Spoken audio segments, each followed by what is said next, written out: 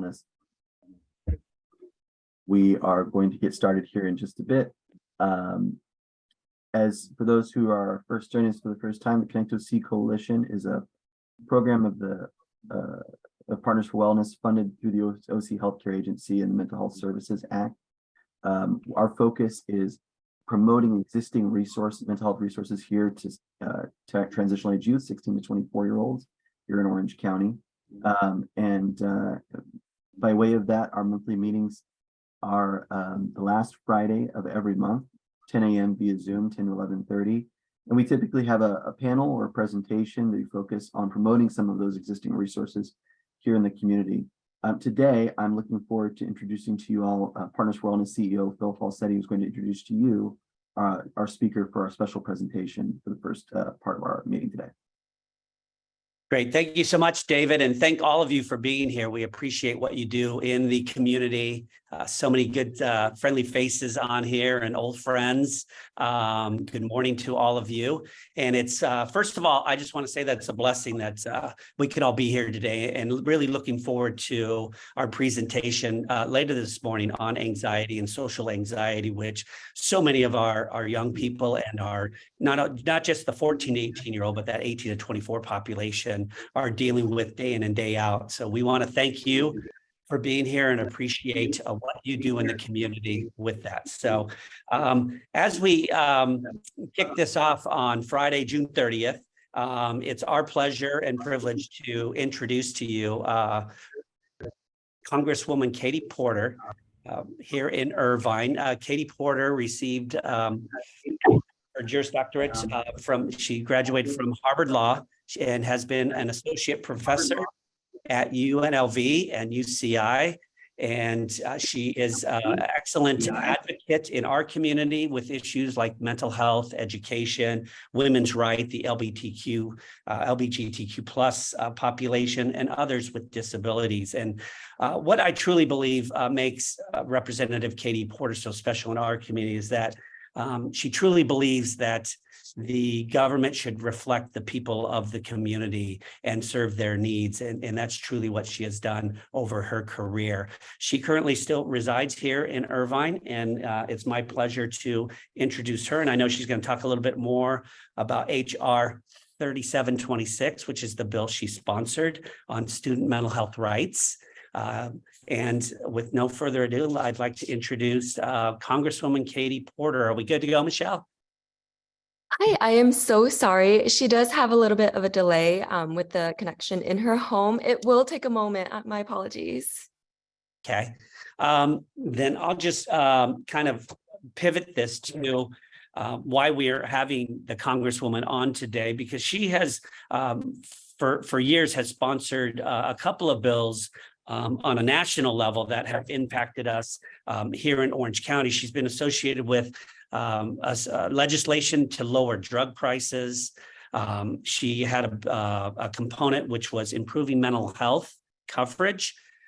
She was also the component of her legislation was to crack down on insurance companies and about mental health services that was signed into law in 2020, which has impacted a lot of communities throughout the United States with that. So I know that the mental health component, which is all of you are advocating for day in and day out, is a critical part of the whole public health, behavioral health, and mental health approach that we're taking throughout Orange County. So we appreciate what you all do and being part of the Connect OC Coalition, which is a further mission of Partners for Wellness in developing partnerships to create healthier communities. So your efforts certainly are in tune and in line with our mission with that. So we'll just wait one moment here and transition back. If David, if you wanted to address a couple of other logistic items, you can go ahead and do that at this moment. Great, thanks, Phil. Yeah, we're looking forward to the presentation.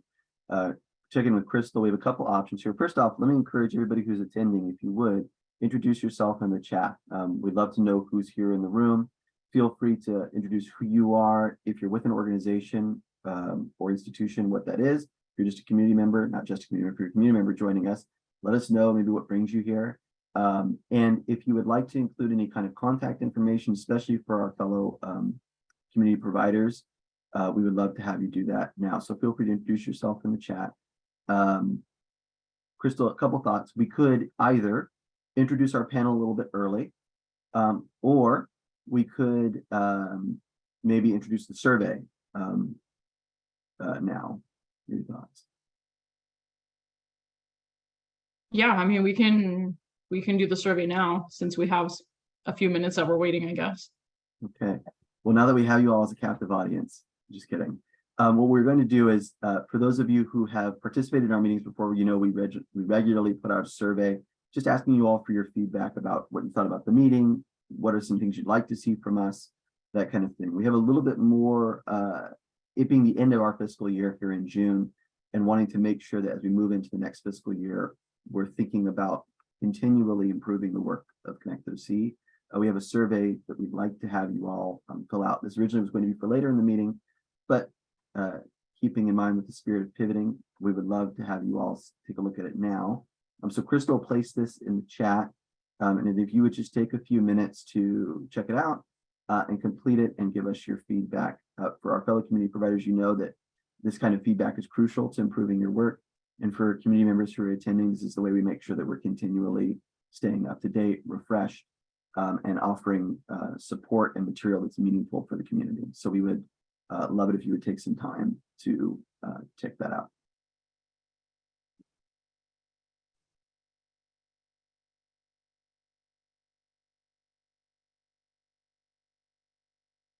I was originally going to play music during this time, but I don't want to have the congressman come on and then be able to interrupt it. So a little bit of silence while we take the survey. Use the time as well for some mindfulness practices, or feel free to play a tune in your own mind. Well, David, since things are so quiet right now, do you mind if I share something kind of exciting that happened last night here in Orange County? Yes, please. So last night, Villages of California had their premiere of they put together a documentary on resilience, recovery, and mental health, which was a series of stories around 5 different individuals here in Orange County, which included a young high school student who was just graduating from high school, and their experiences around mental health and their recovery. It was incredibly powerful and just super wonderful to watch, and they had a nice roundtable discussion afterwards. But we'll be sharing information and sharing the documentary itself with the community once we have a couple little touches added on and resources added to it. But I just wanted to share that this documentary kind of will be shared with the community very soon. It's incredibly powerful, incredibly well produced and put together. We were just so excited to be able to support Villages in putting that together. So. That's fantastic. That's great. Kevin, any big takeaways for you? Oh, wow. Yeah, I think for me, the stories were just incredibly meaningful in their expression, in the individual expressions of their circumstances surrounding their mental health, the impact it's had on their lives, and the tools and process that each of them have gone through to work towards emotional wellness and managing their health. But it really has had a profound influence and impact on the audience. And we saw a great response from the community. I really think you're going to like this. And they were asked actually this week to submit the documentary to the Newport Film Festival. Oh, that's fantastic. Yeah, that's great. Great. Dina, did you have any thoughts that you wanted to share around this? You were there too.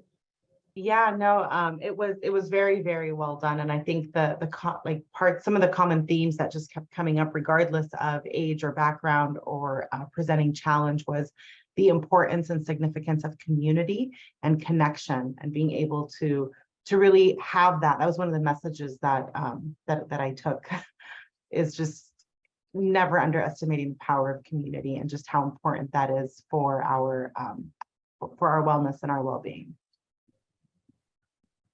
That's great. I'm looking forward to seeing it. Yeah. Well, for anybody who's joined us since we last did the introduction, this is the Connect OC Coalition monthly meeting. We meet every last Friday of the month at 10 a.m. via Zoom. We're happy to have you all here today. We've got a special presentation coming up in just a bit. Currently, we're asking those who are here to fill out a survey, an end of the year survey for us here at Connect OC. And we are would welcome your feedback. We've posted here in the chat, look at the last post from Crystal Bleischer, our program manager, that includes the link for the survey. And that your feedback will just help us continue to improve and think efficiently and think effectively about the next fiscal year. So we welcome that.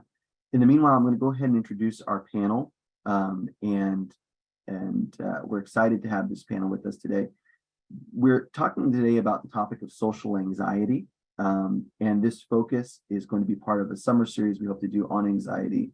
Anecdotally, in our conversations with folks out in the community and other providers, we're seeing a lot of anxiety in a variety of expressions, experiences, and contexts from this age range, from youth and young adults, presently here in Orange County. And so social anxiety seemed like a really good place to start, not only because we've heard from a number of people about this experience, but also for those who have seen the recent note from the U.S. Surgeon General on loneliness as an epidemic. So looking at the connection between those two things. So without further ado, I'm going to go ahead and just begin to introduce our panel by name and give them the opportunity to share a little bit more about who they are. So starting with Alva Alvarez. Alva, thank you for joining us. First, thank you. Good morning, everybody. My name is Alva Alvarez, and I'm a regional mental health coordinator with the Orange County Department of Education. My program, I am one of 7 regional mental health coordinators. We are funded through MHSSA funds, and we are here to support our school districts in collaboration with our local healthcare agency and our community partners. And so I'm excited to be here and kind of share the work that myself and my colleagues have been doing with our school districts to support our students who are struggling with anxiety, amongst many other mental health issues since our program started in 2020. So thank you for having me. Thank you, Alva. And Jamie Gallardo. Morning, everyone. I'm Jamie Gallardo. I am an MST trainee from Pepperdine University, and I'm currently doing my practicum at Straight Talk Counseling Clinic in Santa Ana.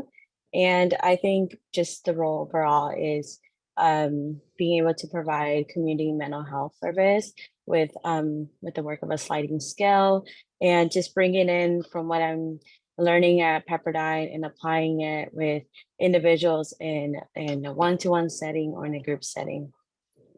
Thank you, Jamie. Thank you. And Mia Aniceto. Hi, everyone. Good morning. I'm Mia. I use she, they pronouns. I'm a success coach with Pacific Clinics, which is a behavioral health organization here in California, but I'm specifically under REI, which is Recovery Education Institute. So we serve students in OC that have lived experience with mental health challenges or supporting a family member with mental illness, and providing academic services for their community college, and also going into the workforce too, and just balancing school, work, recovery. So yeah, so I'm happy to be here and learn alongside y'all. Yeah, great. And then I do see that our presenter has joined, a special presentation. So we'll come back, Katerina, I promise we'll only leave you hanging for a little bit, and then we'll jump into our panel. Yes, thank you. Thank you, David. Good morning, Representative Katie Porter. How are you today? Well, I forgot about this. This is a huge day on my campaign side. And it's like one of the biggest fundraising days of the year, and not a big day on my official side where I was running around yesterday. So you're getting me in the headband and the sweatshirt. So very, very, very sorry not to be more professionally dressed and with you, but I'm ready to talk about mental health, and I appreciate very, very much your patience. I think this is the first event I've forgotten in a long time, and I've taken 75 flights this year, so I really, as well as doing all those events. So I'm sorry. I'm really grateful that Michelle from my staff poked me and asked me, where are you? Because the answer was not about to get on. So I'm really grateful for your patience. Thank you so much. And I'm happy to tell you a little bit about the work we've been doing. Yeah, why don't we jump in and do that, Representative? We did your introduction already. You missed a fabulous introduction of yourself, but here you are. Why don't you jump in and share with us a little bit about some of the legislation and advocacy you've been doing and you are doing with HR 3726 and other issues. Absolutely. So I am a member of the Bipartisan Mental Health Caucus, which is a group that works across party lines to educate members about what the mental health challenges are that our communities and providers are facing and what we as federal policymakers can do about it. So I just want to start by applauding your dedication to improving people's ability to get mental health care, to help bridge the gaps that we see in mental health services, especially for youth and families.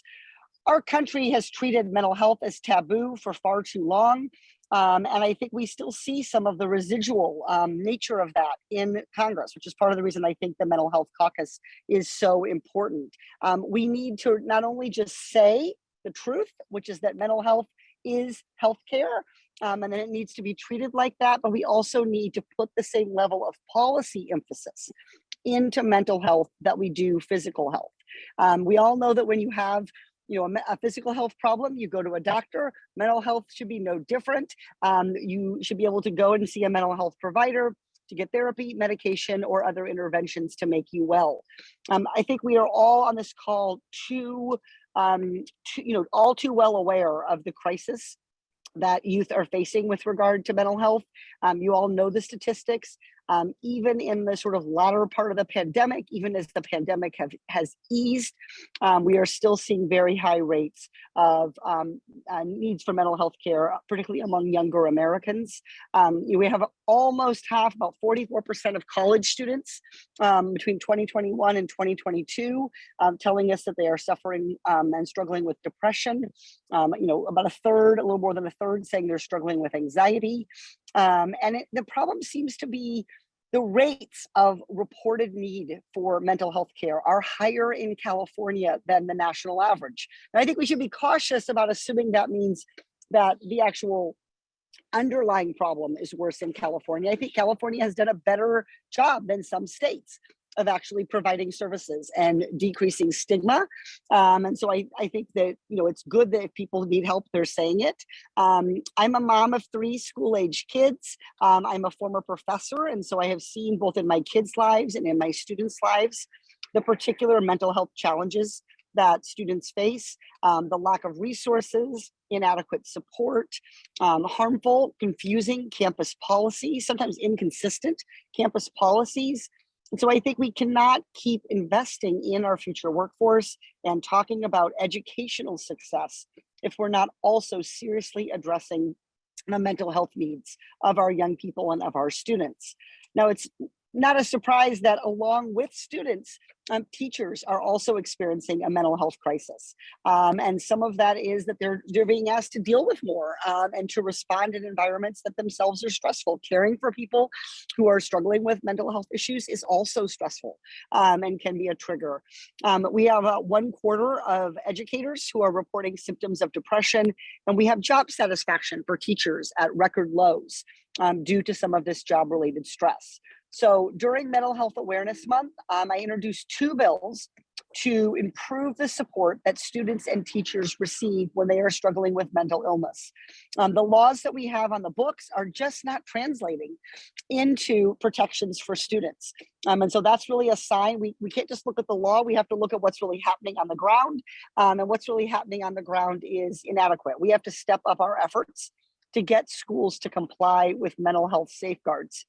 So both of these bills would improve compliance with existing federal law and would expand really the set of tools that we have to address student well-being. So I partnered with Senator Ed Markey from Massachusetts, and I introduced a bill called the Student Mental Health Rights Act. I've introduced this bill in the past. I'm not going to give up till we get it passed. And what the bill would do is direct the Department of Education to write guidance and determine campus compliance with federal laws that protect students with mental illness. It is far too common that when a student has a mental illness problem and they seek a leave of absence or they seek treatment, sometimes instead of campuses really understanding that they have an affirmative duty to help create a pathway for that student to come back into the classroom and to succeed at learning, campuses sort of let them, they take a leave and they never bother to help bring them back in as they are recovering and ready to learn. And so there's an affirmative duty on schools, and the Department of Education needs to lay that out for schools to create consistent rules and then do the work of oversight and enforcement on whether or not campuses are getting the job done. So this bill is really the goal here is to make campuses safer for students in crisis, to make sure that mental health safeguards that we have about continuing education are complied with. As a former teacher, I'm also really concerned about the stress on teachers, as I mentioned. So I introduced a bill called the Teacher Health and Wellness Act, along with Representative Joe Courtney. He is from Connecticut.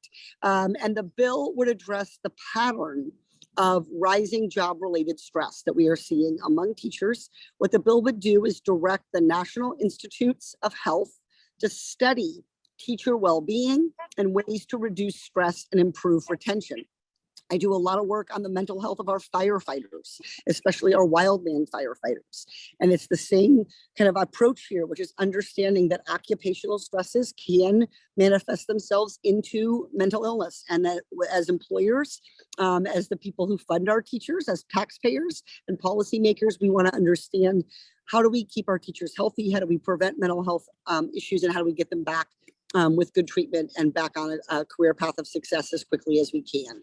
And so I think it's important that we begin to study the particular stresses that teachers experience and what kinds of interventions might be best for them. One of the things with teachers is it's pretty hard for them to leave work Monday through Friday to go get appointments, to go get treatment. That's tough for them to keep those appointments. And so thinking about how we can provide services to them is really important. We're also seeing, as you all know, increased rates of mental health stress for LGBTQI plus youth as we report that is repealing some of those rights, including today, as we have increased policy attacks on the queer community. We are seeing increased rates of anxiety and depression. So the Trevor Project's 2022 survey found that over half of LGBTQI plus youth seriously considered suicide in the past year.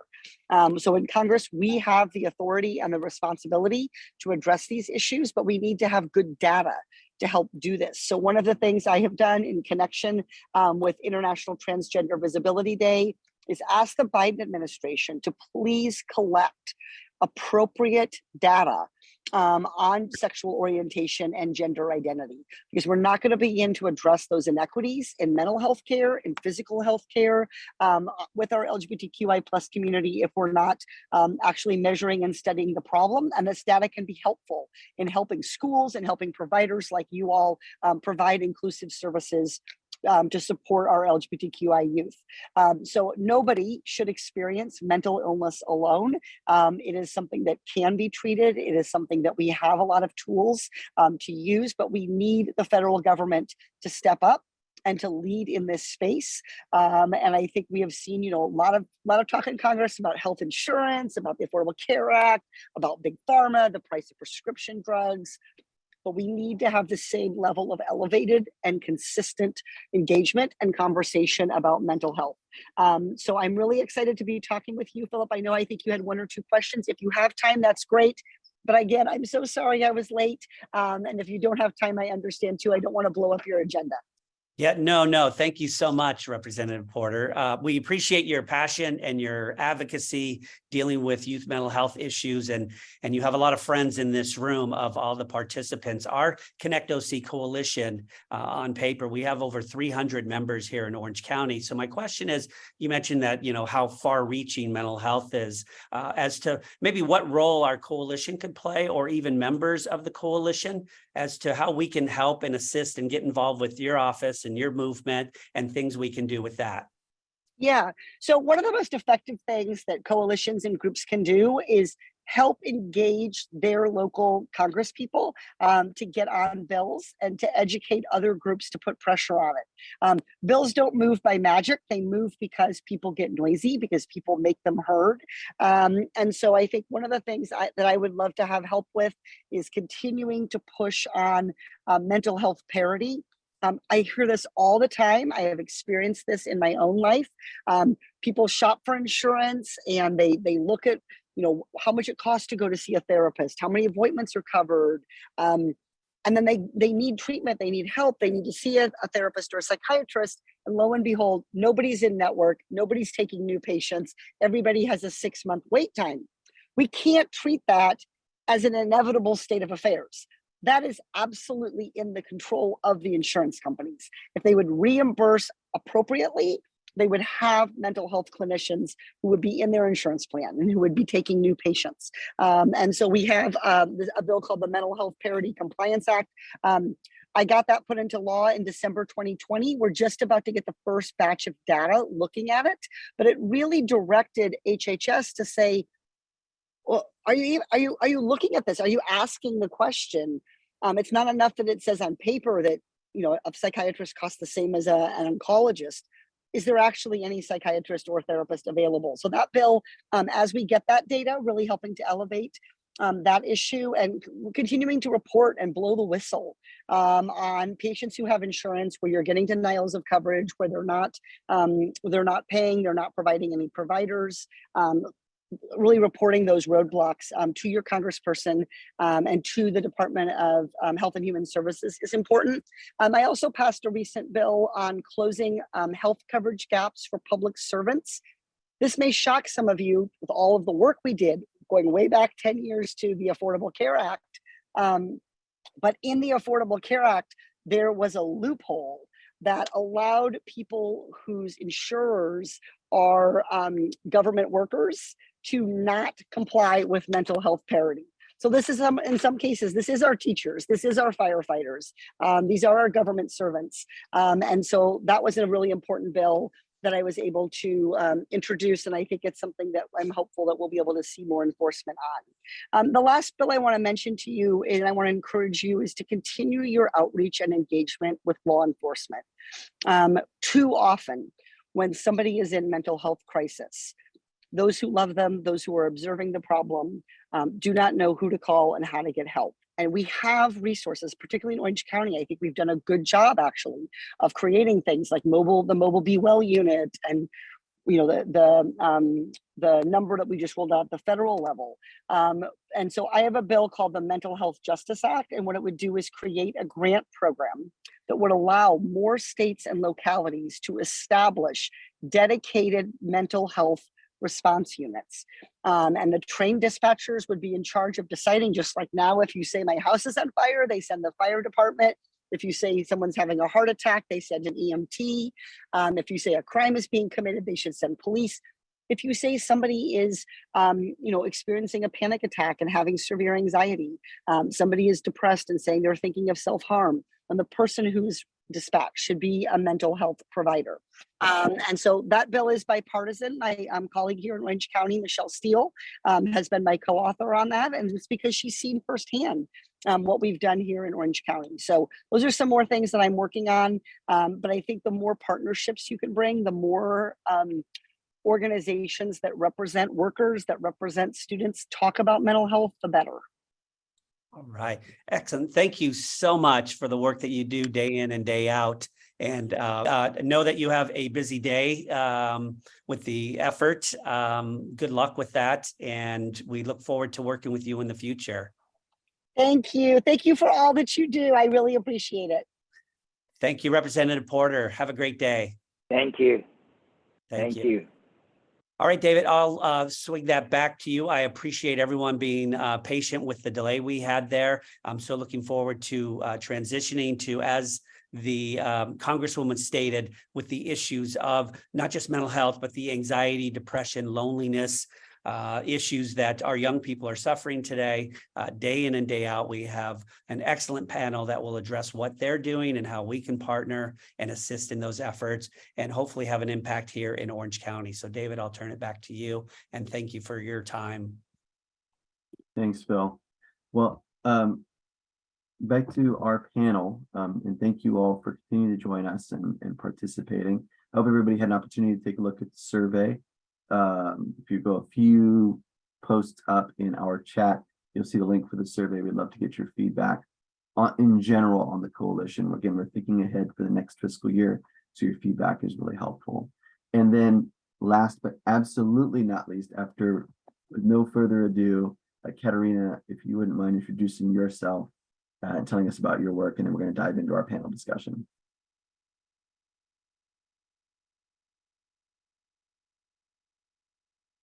Hi, David. Thank you so much for having me. So I am first off a school counselor. I'm credentialed. I've worked throughout the Orange County as a mental health counselor, as a school counselor in different age groups, from elementary to high school to young adults. So I've probably been seeing probably close to 4,000 to 6,000 students in the last 10 to 15 years. I've kind of stopped counting. I was actually in part of the pandemic watching the changes that were taking place. So I was probably one of the people that you saw who during the pandemic, the kids and our students were experiencing it. We were all experiencing it together. So a little bit about me, that's where I'm at. That's where my heart is working with students, helping them in crisis mode. And then I also have I'm also a professional clinical counselor here in the state of California, as well as the state of Nevada. I have a license for the last probably 10 years, and I have an office here in Newport Beach. And I work in more of with different communities, from adults to children to the military personnel. So that's a little bit about me. I've loved the fact that in some ways the pandemic has brought forward the conversation that everybody has not had, and that's mental health and how to help those with social anxiety as well with other anxieties. So thank you. Great. Katerina, Mia, Alva, Jamie, thank you all for joining us. So we're going to dive into our discussion. And we're actually going to start off with maybe kind of defining some terms, as it were, a little bit, or at least expanding on the subject. Social anxiety, people talk about it in all sorts of different ways, different contexts, and mean different things. It's like it's one of like many mental health conditions, right? We use the term sometimes a bit loosely, right? You know, we'll say I experience social anxiety, indicating that I get a bit shy, right? And there's something a little bit more happening when we're talking clinically about social anxiety. So maybe Katerina and Jamie, actually, I invite you both. We'll start off with you, Katerina, if that's okay. What is social anxiety? What is social anxiety disorder? And how is this different than things like experiencing some shyness or other similar social concerns? Or maybe there isn't as much of a difference. Okay, so what I always like to do is I like to simplify it. So we all have some level of social anxiety, right? We all have this level, like today, speaking today, I was like, okay, prepare. How do we go ahead and prepare for this so that we sound informed and educated in some ways? Intensity and frequency of that social anxiety can, without going into the DSM, we're looking at when it's non-clinical versus clinical. So it depends on the intensity and the frequency, and also the level of function that starts to deteriorate. So when you're looking at level of function in different areas, so social, work, those kinds of things start to deteriorate in interaction with people around you. So we're looking at what we call an acute level of anxiety, which is non-clinical. It tends to be fast, and gone, just like if public speaking is. Or we're looking at a moderate to severe and unable to regulate, right? So we're looking at stuff where you're not able to regulate, and so you put it in a position where it becomes more clinical, chronic, and your levels of functions begin to deteriorate. That's great. Thank you, Katerina. And Jamie, anything to add to that? Yeah, I think you mentioned it that a lot of times, yeah, individuals do say I'm feeling a little bit of social anxiety. But I think once you start differentiating the terms and really start putting in with the diagnosis and the disorder, then we start stemming away like, oh, is it really like social anxiety or is it shyness? So a lot in the articles and just research itself, it's really just also just providing awareness. And I think a lot with awareness comes just breaking down those like social barriers and stigma. Because a lot of times like, oh, like you're being too shy, right? And I think Katerina pointed out very well just the impact that it has on an individual's life, right? Their daily functions when you're unable to do, like, for example, go to work, socialize with individuals like back then maybe you could have, right? That's when you start seeing the real impact. And not only of that, just the quality of life, it starts deteriorating, right? And I think further on, we're going to go a little bit more in detail of it. But I think the more awareness we provide, the more we're able to also break down the stigmas and versus someone that is shy, that it's like a personality trait versus someone who, according to DSM, is, needs that medical treatment, right? And we're able to provide those services. Yes, I'm hearing a little bit of that. When we talk about shyness and social anxiety, we're not necessarily talking about entirely a difference in terms. We're talking maybe something about a spectrum, right? That's the person who experiences some shyness in social situations is experiencing a kind of, I'm seeing you're holding something up. Oh, is that the spectrum? Is that what it keeps cutting out because of the background? There it goes. There we go. Yeah, that's Maybe- exactly right. You got it. Yeah. So we're talking about a spectrum. And so somebody who's experiencing something like social anxiety disorder on the further end of the spectrum has arrived at a place where their experience of that anxiety has caused some issues with their capacity to function in their normal areas of life, right? It's the difference between I get a little shy to approach my coworkers around the water cooler to I cannot go to work because I'm so anxious, right? And so in that sense, right, we can talk about that for anybody, it's a subjective element. For anybody who's experiencing some anxiety in social context, they may benefit from some support, right? Whether it be therapy or other resources to help them better, to use the term Katerina needed, help them better regulate, to help them better come back to a place of calm and presence and a capacity to function in that context. Whether you have clinical social anxiety disorder, you hit all the markers that include in the DSM, or somebody who's just experiencing some difficulty, right, in social situations. We all might be able to benefit, but there's a bit of a spectrum happening. Mm-hmm. And the thing that you have to keep in mind is that you're in a state of hyperarousal, so you're not really functioning at your peak. Yeah. That is a discomfort level, right? When you're in that state. Yeah. That idea where regulation comes into play. Can we return our brains, our bodies, our minds, our spirits, as it were, to a place of kind of homeostasis where I'm more calm and present and I have the full access to my abilities to function in that situation. And so when I look at in a clinical setting, I'm looking at, are they functioning at their full capacity? Is this spilling over? Is the level of anxiety starting to become comorbid? Is it getting into a point where it also brings in other areas like, panic and anxiety? We're looking at depression, all kinds of things. And a lot of it is the sense of not feeling any control. If you think about it, anxiety, again, really has this real sense of sort of taking over, right? So when you have no regulation and you don't feel control and you don't know what's happening to your body and your heart rate is sort of like taking off, it could really give you this feeling like what's happening. And students that I've worked with have actually shared that they felt trapped in some ways. And that's what they kind of shared with me. I really appreciate this way of talking about the issue because it's normalizing, it's destigmatizing, right? On the flip side of what we were talking about earlier when we introduced the question, it can be very easy to be dismissive. Somebody expresses, an experience of social anxiety, and it can be so easy for somebody to say, we all get shy, right?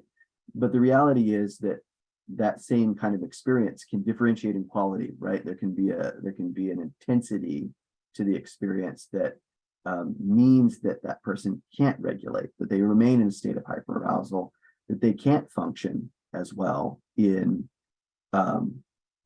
not simply at a party, which might matter as well, but like at work or at school, right? Or at home even, or as it gets more severe, maybe in all sorts of different social contexts. So I'm really appreciating the kind of way we're framing it here.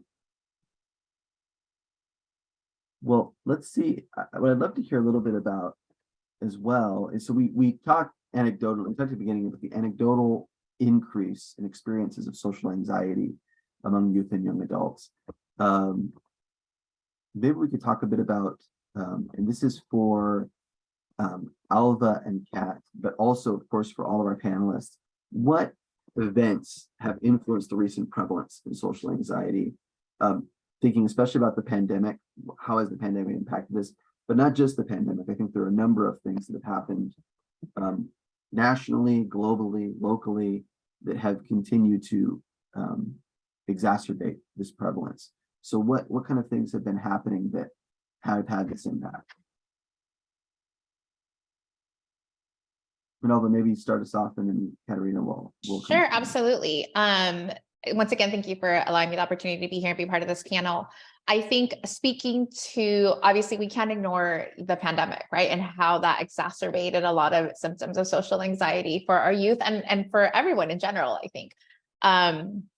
And, while we were home, because we couldn't go anywhere, we couldn't do any of our things that we usually would do to cope, we were also bombarded by all these news images of things that were happening around the world, right? We heard about the mass shootings. And I know that immediately following after, people are at the grocery store and they're having this anxiety about what's going to happen when I'm here, what's going to happen when I'm in public.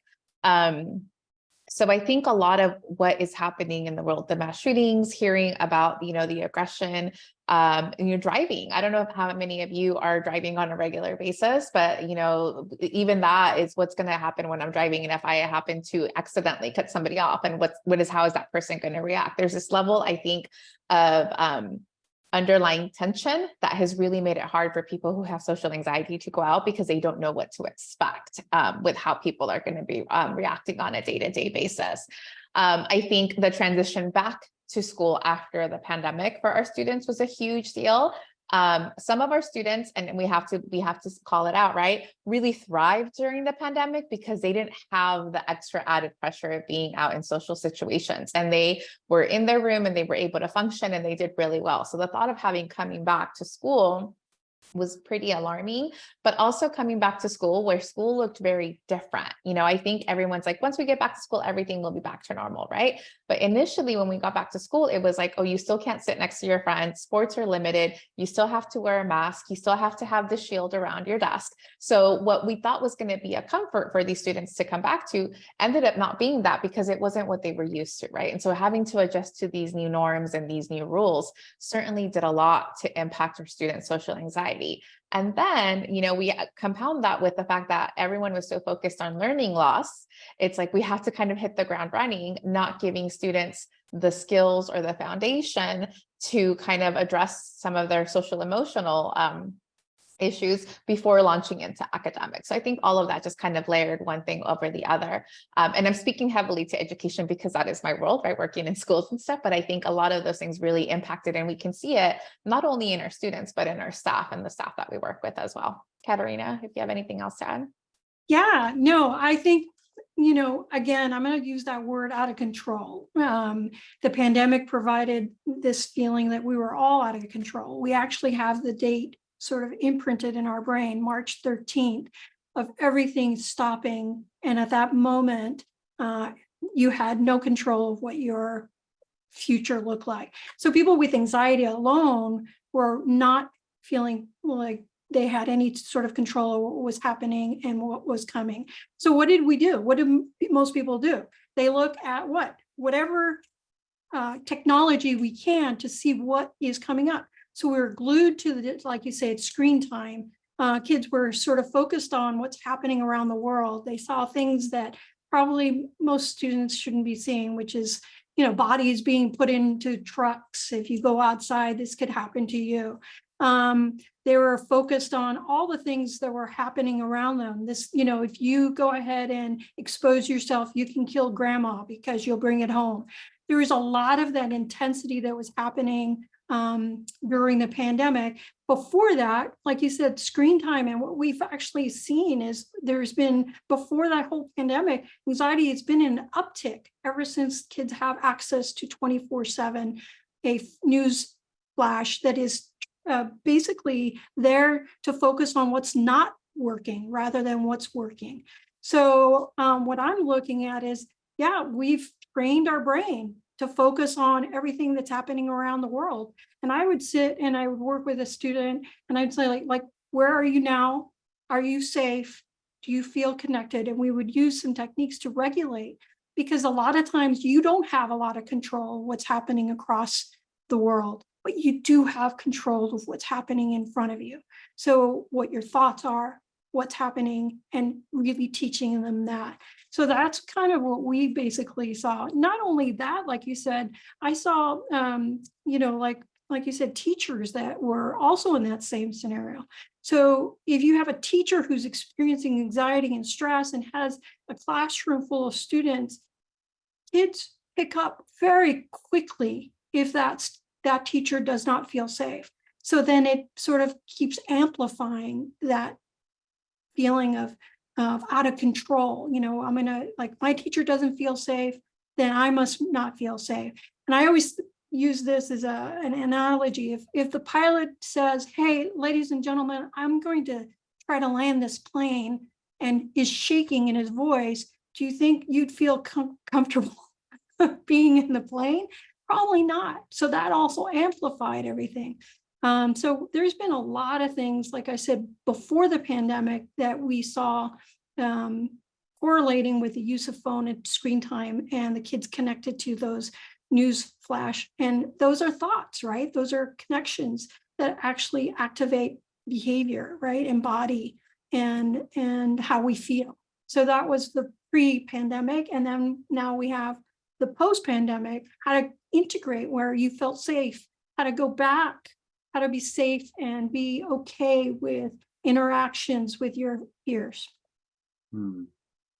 Yes, the reality is there's a few things coming together to compound, right? To kind of create this issue. In addition to the physiological experience, if we're talking about social anxiety in the context of, do I have the confidence, a sense of control, that I can navigate this experience, this particularly the social context, well, and the conclusion is I don't. With all these different changes, I don't know how to navigate what's happening in front of me socially. There's an added fear that a social interaction could produce illness or death, right? For myself or a loved one. There is the kind of constant changing dynamic. There is for some, the having pulled away and been able to kind of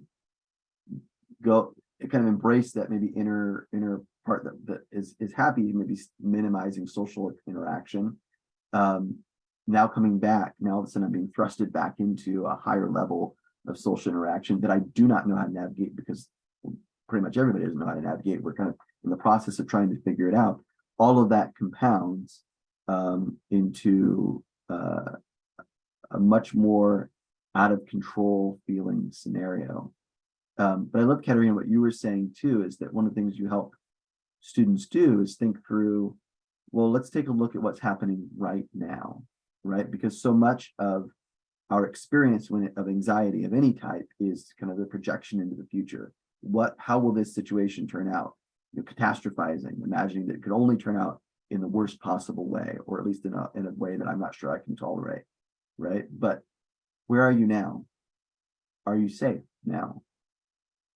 Coming to a place of recognizing you actually do have a degree of control of your present situation and of the present interaction you're experiencing. So helping, I mean, a lot of it is kind of returning to that state of presence that we've been talking about, presence of mind, and then physiological homeostasis that allows me to go, oh, actually, I do have some options here. I do have a capacity to navigate, which allows me some confidence and sense of control. Yeah, and like you said, there's the social anxiety component. Am I going to say the wrong thing? Is someone going to think I'm stupid? Am I, students are dealing with that among their peers. They have these, like you say, cognitive distortions in their head of all the possibilities of what's happening, fortune telling, all kinds of things, catastrophizing. A lot of that is happening and you don't even know it. And then a teacher may ask, okay, can you go do a presentation on this? The thought of being in front of their peers and interacting and saying something stupid is so overwhelming that I've known students who rather get an F than actually present in the classroom. So a lot of that is, like you said, just the lack of knowledge and validation of understanding of what's really happening. And then that just seems to keep accumulating, right? So you sort of, the behavior is avoidance, and that tends to then amplify, maybe if I avoid it, I don't have to feel that intensity. So then it records in the body that, hey, that's the answer, avoidance. And you continue to avoid, and then you get to a point where a student is, like you said, lonely, disconnected, feeling this level that they're not being able to interact because they're overwhelmed by the thoughts that sort of keep going in their minds of what ifs. Yeah.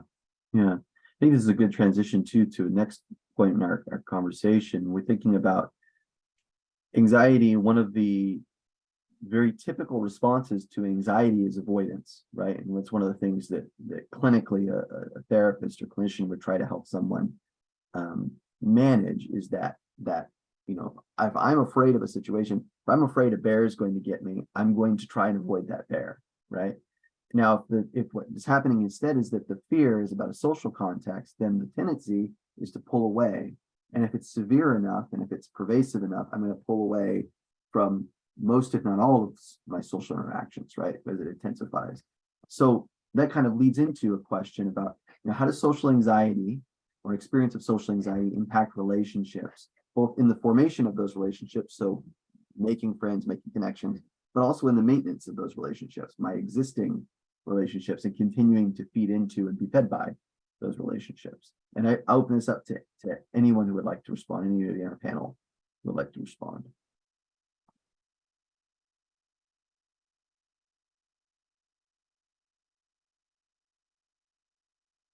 I would just chime in. I think with the formation, it's, again, we're trying to look at post-pandemic. We're looking at children, young adults, teenagers. We're coming out from being within four walls of your home, however that may look, to now in a social setting. Either that can be work, classrooms, some after-school care, etc. And again, just being exposed back again, it's like going back into the world. Individuals are gonna, I use individuals just as a broader term, that escape, right? That avoidance, that isolation. And I think the US surgeon did a great research that I think came out last month, that the increase of loneliness, right? The lack of sentence starters, if we look at children, right? And really, and what are people going to think about me? What if I don't do this? And we start, kind of what Katerina was mentioning, we start engaging in these cognitive distortions. We start increasing the physiological response, which is the stress, right? And so think about it, our bodies are going through this physical response. Our minds are telling us something else. So going with these different symptoms, to say the least, individuals, and mostly I think children and young adults, actually increase, right, in the risk of depression and anxiety. So that avoidance of socializing is what was normal wasn't normal anymore because of all these guidance. And I think Alva pointed out how these different rules and bills and how to go back into the world again and to going to your daily function and how that is all modified. And again, that increase of like, what if I get sick? What if I don't? And, just shifting it to the more vulnerable populations too. I think one of the studies just came out last year, just say women and lower income individuals actually were one of the most vulnerable populations during the pandemic and post-pandemic. And I'm going to add that, Jamie, to your insight is then avoidance, right? So what does that avoidance look like? It could be being on gaming, isolation. They feel that they're trying to, unhealthy avoidance, right? Long, they can be in a room dark for hours playing a game to avoid. They can be on your phones avoiding.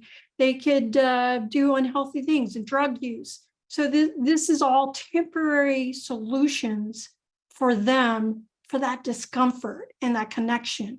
So we always have to look at it like, okay, what are your avoidance or your coping strategies?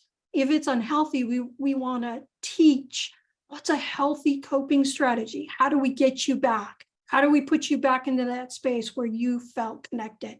Because we all are social creatures. We interact, and that's one thing that I actually saw during the pandemic is that the kids coming back, they didn't care if they wore masks, they didn't care if they had barriers, they just wanted to be among their friends. And you could ask them to be on one leg all day and they will do it just to be around their peers. So to me, when I saw that, I said, oh my gosh, we've got to help these students sort of reconnect, because that was important to them. And that's where like they get the peer interaction, they get feedback, they learn the social skills, they understand all those components that go with it. It really helps them to not get to that level of intensity and frequency, because it becomes, like you said, just what they need. And that's a place where they thrive. I think just to add to what Katerina just said, a lot of it, when we were forced to go into kind of like quarantine, right, and social distancing, I think a lot of people equated physical social distancing from like actual social connection, right? So not only were we staying away from each other, but we were also kind of just like not reaching out, not talking to anybody on some level, right? And so when we came back, we lost what that sense of social connection is. And we have done a presentation on how social connectedness really kind of helps to ameliorate the impact of emotional trauma and stress. And, when these students come back, it's a little bit awkward for them too, right? Like, how do I communicate now? Like, I'm going to go in for a hug, but I can't give someone a hug because, again, we have a hard time distinguishing what that physical distance for social is versus like the connection that we have with our students. And then just to take it like one step further, and not trying to get too into the weeds, but if we look at some of our students who are struggling with social anxiety or anxiety, we want to also look at kind of what trauma exposure they've had, because if they've had exposure to trauma, we know how that significantly that impacts their ability to build relationships with anybody. And that's part of what we do when we talk to our teachers about trauma-informed practices, is like, you may be the first adult that a student knows how to build a healthy relationship with, right? And that's, and we want to make sure that you understand how impactful that can be. So if you add that added layer, these students already struggled with building solid relationships, and then you add the anxiety on top of that. And then the fact that we were all home for 2 years. And, I hear a lot of the speak, like, we need to get off the screens. Yes, but we also know how positive these screens were in helping these kids stay connected with each other at some point or another, right? So maybe it's finding that balance and working with them to understand what works with them at any given time to make sure that they're making those positive strides forward. An important point that I'd love to come back to in a minute. I want to give space to everybody to respond to this question, but what makes for meaningful social connection? So maybe, I don't know, I'll leave it open for a minute, this previous question, if there's any other thoughts or responses, and then we'll come around to that.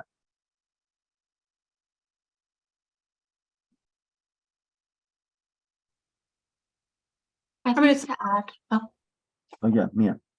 no, it's good.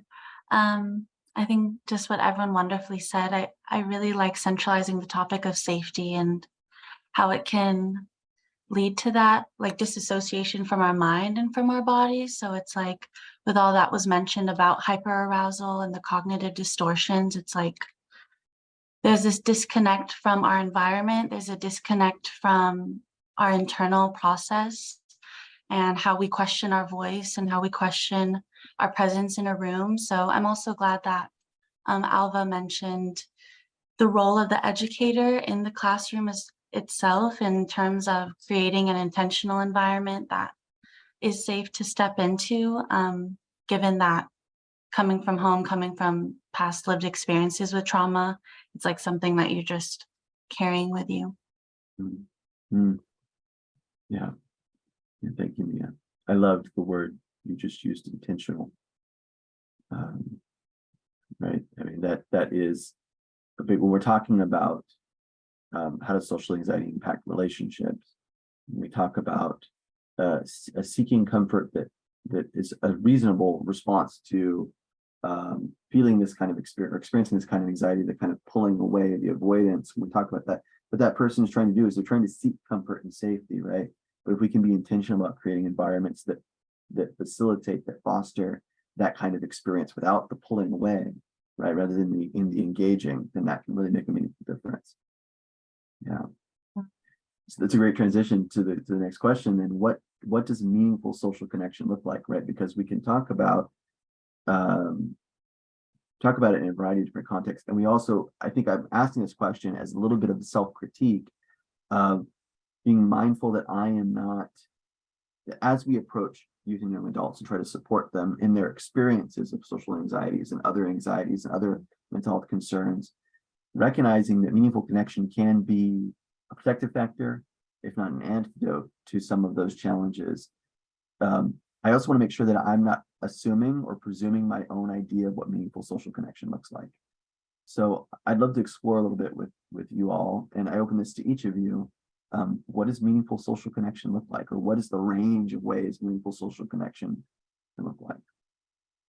I can share just really briefly. When we work with our students and we talk about coping skills and wellness, right? And we talk about any time that they're engaging in a new coping skill, they need to do a check-in with themselves. How are they feeling before they engage in this activity? And then after they've done the activity, check in with themselves again and see how they feel, right? And I would venture to say that meaningful social connection, we can kind of gauge the same way. How do I feel before I engage with this person? I'm engaging with the person, I'm having a conversation, whatever that looks like. And then how do I feel afterwards, right?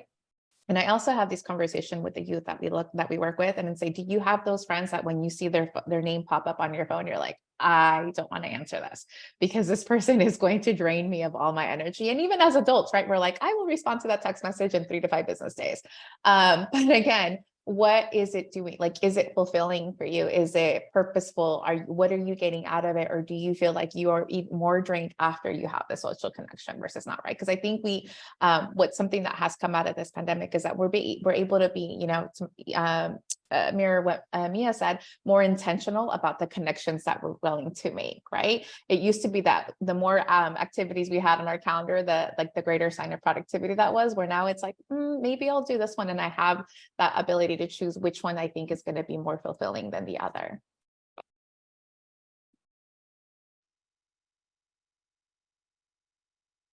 I'm going to add to that. And one of the things that I hear that is important in social connection is a sense of belonging, a sense of a place where they feel connected. They can be vulnerable. They can be validated, support. Those are all things that are important to what I hear students want to feel. I mean, that's really the bottom line. We all want to be in a place where we feel like we belong.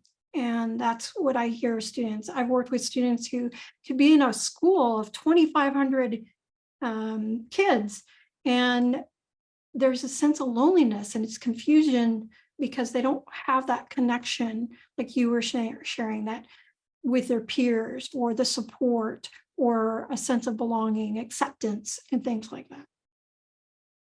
This is good. I think we're getting to, when we talk about loneliness, it can be easy to think in terms of like, well, there's people all around you. How could you be lonely, right? But combining Alva and Katerina, what you all mentioned, do you have a sense of belonging with a person, with people within a certain group, right? That for you, not any group, not any person, but relationships that for you are life-giving, that fill you up, that you feel you're able to meaningfully contribute to and are meaningfully receiving from, and leave you feeling more filled up than before you had that interaction, versus something that drains you, right? And this can be true for a lot of people, that social anxiety doesn't always look like what we think of explicitly as fear. For some, there can be, particularly thinking about the impact of trauma, part of the difficulty with social experience can be that a lot of my previous meaningful relationships that were supposed to be meaningful instead were toxic, right? They were unhealthy, that I was not able to receive from or meaningfully contribute to, and instead they drained me, right? At levels that are toxic, that produced for me an experience of trauma. So now I'm much more reticent to get into a relationship. But if I can find a place or people where I belong and where I have meaningful experiences of connection, right, where I feel filled up, that can really be transformative. Yeah. Other thoughts, Mia and Jamie? I think just something that comes up for me while we're having this like really fruitful conversation is how if we all understand, not just providers, but I guess humanity in general, you know, perceives and understands the social anxiety and like how it's worsening and worsening. I think how we can all collectively also take part is to value listening, to value, you know, because social anxiety can come from how do I sound, how am I being perceived, and like the knowledge that I'm putting forth or whatever conversation I'm like pouring into. But yeah, and I think also going back to education, it's like fostering an environment that values listening and like sits in the thought process of that, and rather than just constant language as well. Yeah, that's just something that's coming up for me. And I work with a lot of students that are balancing social anxiety and going back to school after maybe 10, 20 years. So it's like, what the heck is Zoom University? So it's a lot of like tech anxiety, social anxiety. And I always go back to journaling, which I'm sure all of us, you know, partake in. And like, I think taking that minute to find a belonging in yourself and finding your voice and hearing your own thoughts and articulating them without the pressure of, you know, is this person going to understand? Is this person going to agree? That's also a good place to start. That just comes up for me when we think of like a class discussion or a large lecture hall. Like anxiety can kind of step into that when we attend class. So maybe just, you know, a brief writing component before can get the wheels turning, but then also like give everyone space to take a breath. So that's just in terms of meaningful connection. It's a great way of framing it, Mia, particularly if you're thinking about an important component. We think about how to help facilitate others meaningfully connecting with others. There's also a component of meaningfully connecting with ourselves, right? Being present to ourselves, and especially as I might be worried about what other people might think of me in a social context, you know, what's my experience of myself, right? And can I facilitate a more loving, a more compassionate, more accepting, a more embracing experience of myself? And Mia, I like how you came up with the journaling, because sometimes that helps. You know, I work with students who think that they don't have any thoughts before they feel the anxiety. I'm like, it's so micro fast. It's like a lightning thought. And it's a habituation that has happened throughout the years. And if you start to journal, it helps process. It also helps document, and you'll see trends, and it's consistent to how you start to feel. So I think that's a real great coping strategy, journaling. And it's not for everybody. I've worked with students that don't do well with journaling, but I think it really does help us to see it, because a lot of times, like I said, sometimes the avoidance of the thought has been so well done that they really don't even know what they're thinking before the anxiety takes over. So in other words, they've learned this skill to avoid the thought, avoid everything, and they don't even know what triggered it.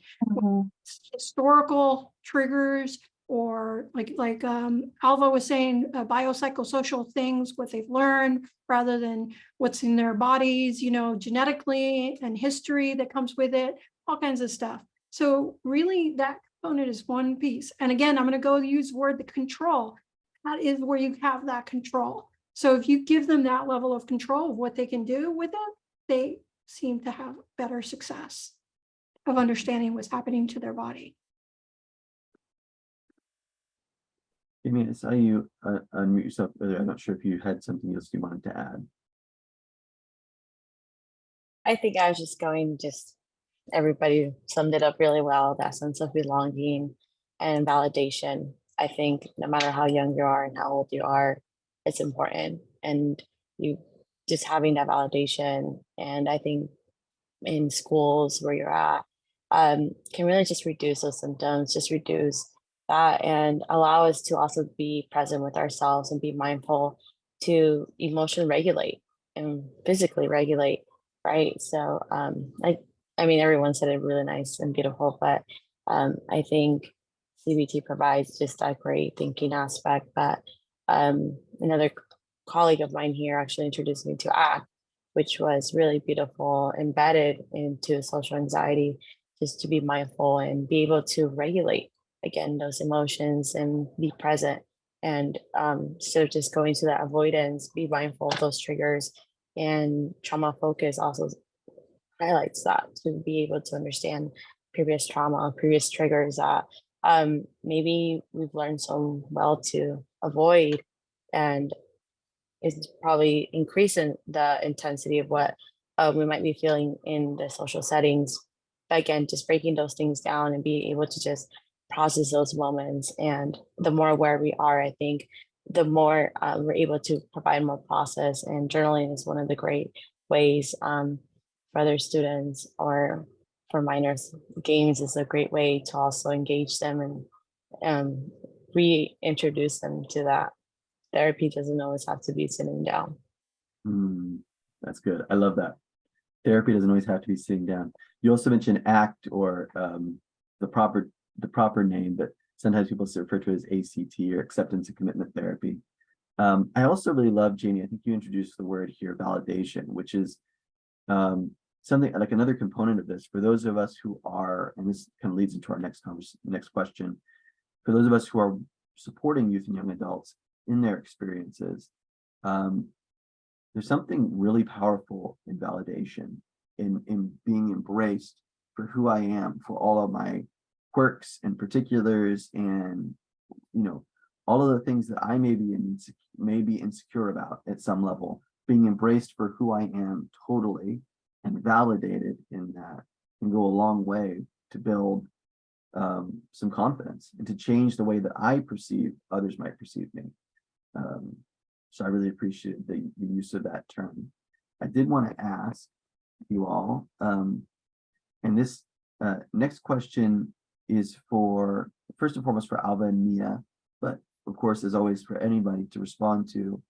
So what can, excuse me, what can others in the lives of youth and young adults do to help support them as they're struggling or managing social anxiety? And here I'm thinking about friends and family, but I'm also thinking about schools and other institutions. Maybe Alva, we'll start with you, and then Mia, give you an opportunity to respond as well. Absolutely. I think just kind of to go with what we've all been sharing, right, is we want to make sure that we are offering safe spaces for these students. The work that we are doing and that my colleagues and I are doing here at OCDE, goes into coaching and educating teachers on how they can do that in their classrooms, right? How do we set the stage for a trauma-informed classroom? Because it's not only going to impact the students who have been affected by trauma, but it's going to be helpful for every student that walks into the class, right? If we're creating a space where a student can feel safe, where they are regulated, where they can manage their emotions, they're going to be ready to learn. They're going to be ready to complete the tasks that they are handed, right? So I think that's part of it, is having that awareness and calling it out and speaking to it. You know, we want to make sure that we're not stigmatizing things further, that we're having these conversations with our educators.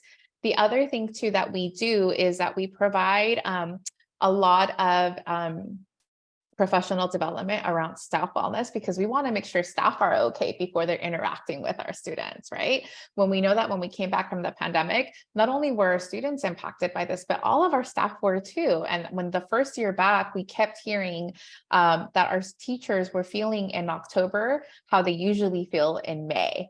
Like they were just exhausted and they were like, where is the light at the end of the tunnel? So we want to make sure that we're offering these staff also the strategies that they can implement. And I want to be mindful of using the word self-care, because I think everyone has kind of like self-care fatigue, but it's like, what can we do for wellness? What can we do for wellness for our team, our staff, so that they can then provide that safe space and that for our students to be able to thrive. You know, when we notice that a student is becoming dysregulated, well, how can we step in? What can we do to support, right?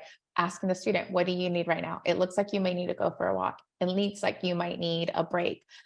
Here's our calming space, like you can sit in the classroom until you're able to regulate yourself, right? Our OCD has partnered with some of our community with Chalk, and they have opened these wall spaces within our schools, right? Where students can go and sit for about 15 minutes, which we know is a time it takes for the amygdala to reset when it's been activated. So they can go sit in there and they can practice some of the coping skills that they need to use to be able to reduce that anxiety.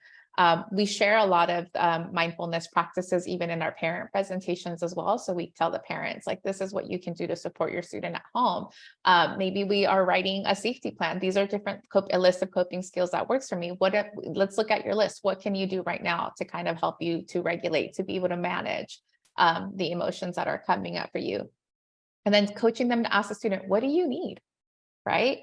And also let's practice some of these coping skills before you're activated, before you become dysregulated, because that way, when you are dysregulated, you're automatically able to practice that and you know what it feels like and you know how to manage through that coping skills. So these are a few things that we share again with our educators, that we also share with our parents when we do parent presentations, and that we share with our students when we do the wellness talks in the well spaces. One of the things that we've done is in the last semester, right before students were going to take their AP exams, is we went in and we practiced some coping skills and some mindfulness activities with them. That way, when they went to go in to take the exam, they were able to kind of regulate themselves and lower that stress anxiety that was coming from taking the test. And we got really positive feedback. So again, these are just things that we could say, like, here are your coping skills. How can we support you getting through your coping skills? What can I coach you with? What do you need from me at this time? So those are just some offerings that we have, or some things that we can do. Mia. Piggybacking off of what Alva was saying, I think there was like a really powerful tool or theme that was like woven into your answer, Alva, which is this idea of adaptability or adaptiveness that I think the classroom or the environment or the institution can, work around to diversify options for students. Like what you're saying, maybe you need to go outside, maybe a group discussion can look this way or that way instead. And I know I mentioned, the helpful tool of like journaling. I also see it as, a brain dump that you're writing on paper. So it's like taking a thoughtful break from the chatter to leaning on more introspective ways of learning, like listening, or just, that thoughtful process. But I'm also realizing, and I'm glad that Jamie mentioned like this important component that therapy plays. And I like that idea. Therapy doesn't always have to be sitting down. That's so good. You should like trademark that. Is that same conversations you're having with pen and paper, once you reach a safe, non-judgmental space with a professional, with a therapist, I think it's really important to verbalize fear, and for institutions to normalize, like we can verbalize, hey, I'm feeling nervous before this test, or, I'm a bit anxious preparing for this presentation.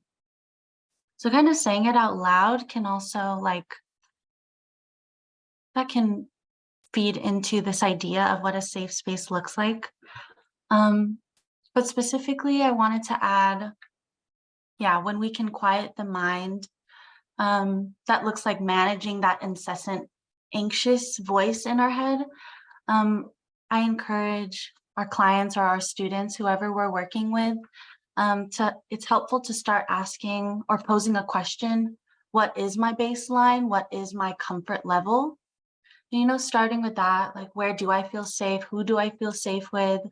What activities make me feel safe?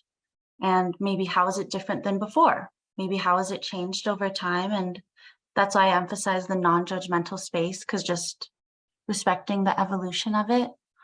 And I did want to shout out like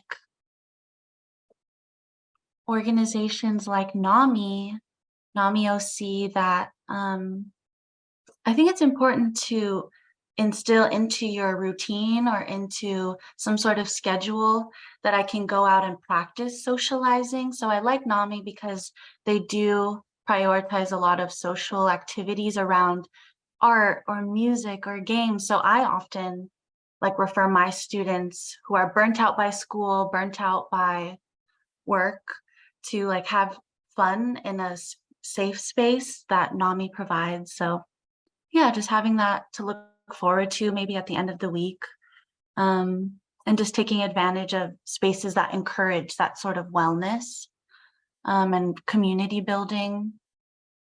Yeah, I feel like that's how social anxiety can start to be like detangled a bit and managed. Love it. Yeah, shout out to Amanda over at NAMI. They're putting together some really cool stuff for people to come and participate. I love the way you put it, Mia, to practice socializing in an environment that is non-judgmental, that is supportive, that is normalizing, that is destigmatizing. Yeah. Great. Well, thank you all.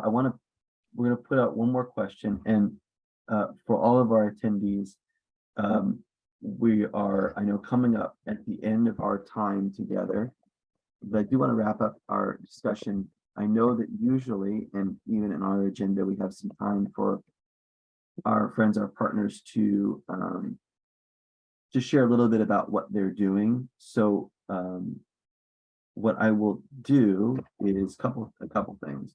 One, I'm going to put my email on the chat. If you have any flyers or anything you'd like me to share out, please feel free to send them over.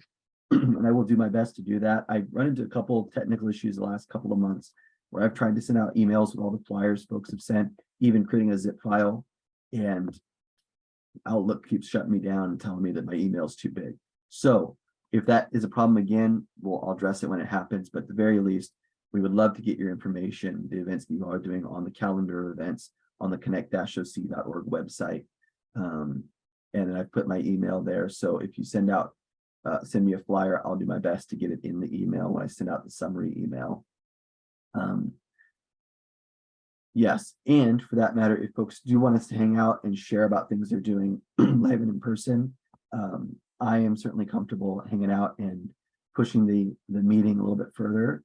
For those who, excuse me, for those who have to go, of course, we totally understand, and there's a recording will be made available. But as our last and final question, I'll take my voice giving out on me as a cue that it's time to wrap up. And I'll direct this one actually to Mia specifically, if you wouldn't mind, Mia. Why should those who are experiencing social anxiety have hope?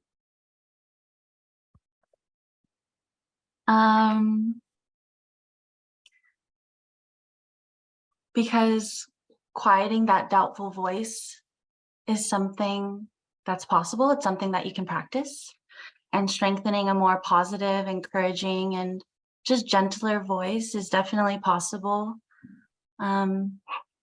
Yeah, and just that every day you can take baby steps. It's not overnight, but every day you can be intentional with giving yourself grace as you practice stepping into different social environments.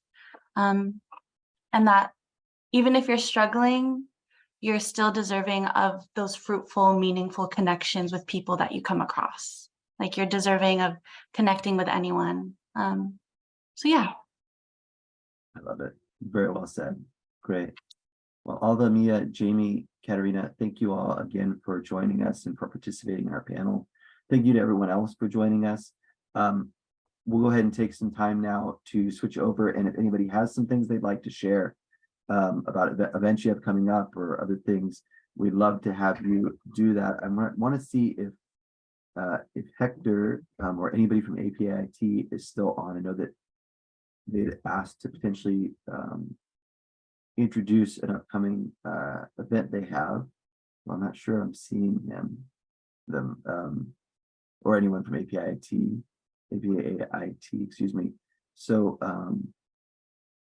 if anybody is on, feel free to hop in. If not, then we'll get that information out to you all. Great. Anything anybody else would like to specifically share about it, events or activities you have coming up?